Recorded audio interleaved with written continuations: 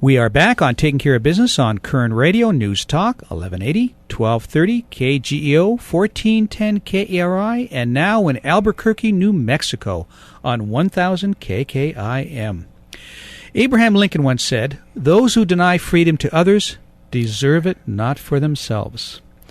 My guest in studio is one of my buddies, my bike riding buddy, one of the founders of BRIC, Black Republicans in the County of Kern, which is no longer around, I understand, I found out this morning.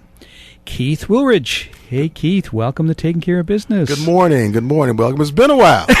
Yeah. Been a while. We haven't ridden in a while. What happened? Well, you know, I had a little ailment, but I'm over it now, and don't ride me into the asphalt the first time back out. I won't, friend. but I got to tell you, Keith, you're talking about playing basketball, and you and I are both not tall enough to be basketball players, but I love playing. I love the game. Let's go too. get it. I'm going to put my knee braces on and give it a shot again. Let's have some fun. Let's have some fun. Got to get my knee braces on first. So I've kind of scheduled this today so you and I had a lot of time because and Clay isn't with us today, but you and I have talked about this off and on. I don't know how many times you and I have talked about this on our bike rides. So I thought it'd be fun to just do a show and just kind of let it hang loose and take it where it's going to go. I love and look forward to the conversation. You know me. You know me. And I got a sneaking feeling you and I may end up doing this for an entire show. Have to come back and do it again. Education and information is what this platform is about. You bet, definitely. So, okay, first of all, I didn't realize that BRIC, this is probably a good way to start, which is Black Republicans in the County of Kern, is no longer around. Yeah, BRIC, again, I founded BRIC along with Damon Smothers back in 2003. Mm-hmm. We were just two fellows who had some commonality. We agreed on various issues, but as most people in the black or African-American community, being a conservative or a Republican is like the scarlet letter. Yeah. So, but we were having an adult beverage and a cigar, and we just got to chit-chatting, and I said, man, I got to tell you something. I'm going to come out of the closet on you. I'm a Republican. And he says, well, man, I might as well fess up as well. So am I. So we got together. We formed the organization. We found there were other like-minded individuals, not only in Kern County, but throughout the state of California. Mm-hmm. Did quite well over the last 5 to 7 years. But again, as anything, I matured. My thought process is changing. I don't want to be identified as the Black Republican anymore. I just want to be a conservative. I just want to be a Republican. I want to get rid of these monikers and these labels. And unfortunately, being a Black Republican is the hot thing. It's, everybody wants to claim that. No, you have values that are conservative, that are traditional. No need for that title anymore. So I said, I want to transcend this whole race thing.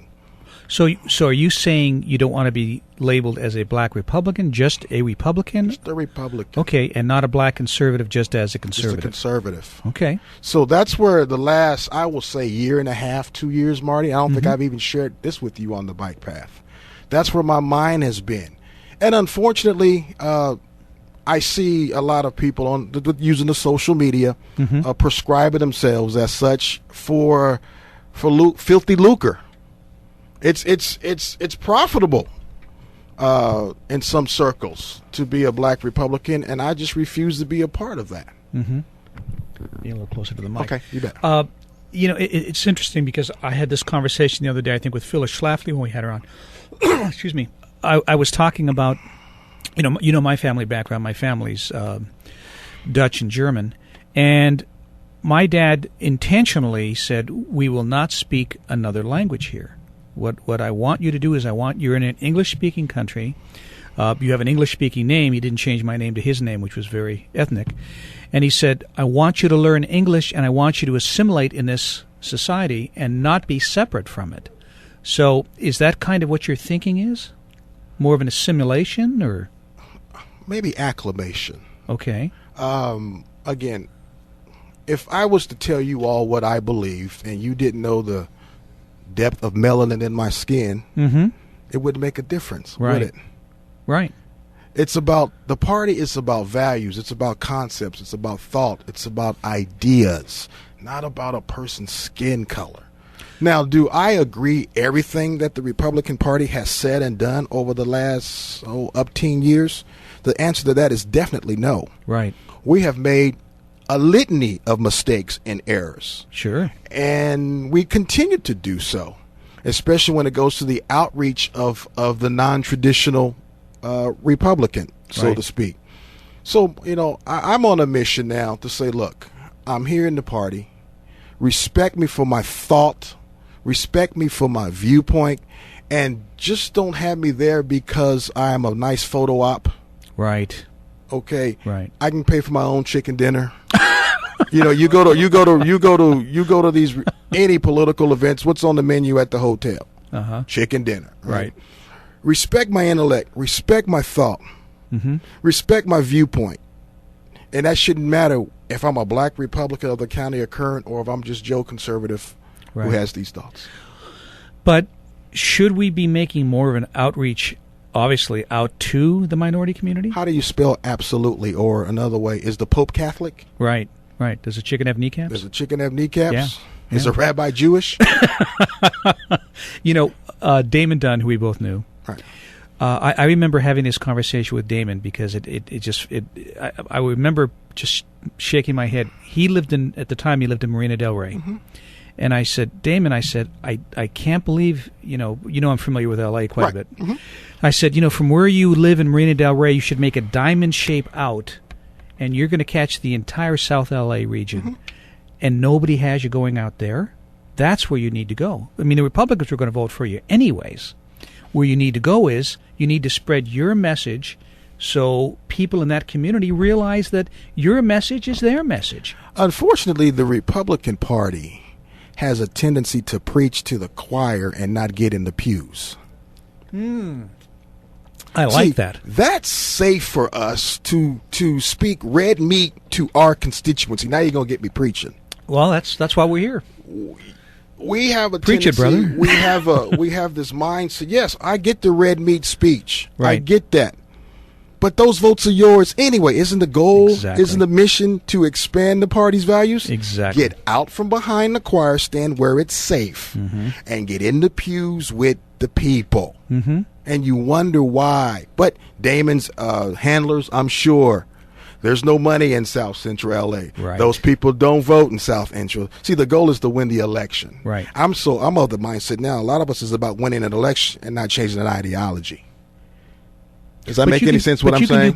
You can do both. I believe if you have the heart, Marty, if you have the desire, and if you have the will. Yes. And I can tell based on your efforts whether the thought, the will is there. Yeah. Because if you tell me you want to do something, but you stay there, that desire and the will is not prevalent. Right. I mean, there's a tea party in Watts. Yes. I happen to know a couple other cats. Yeah. To be honest with you. What does that tell you? And these, they're doing their thing. They're doing their best. Mm-hmm. But unfortunately, the party chooses not to put the adequate resources there. And let's be forthright. Right.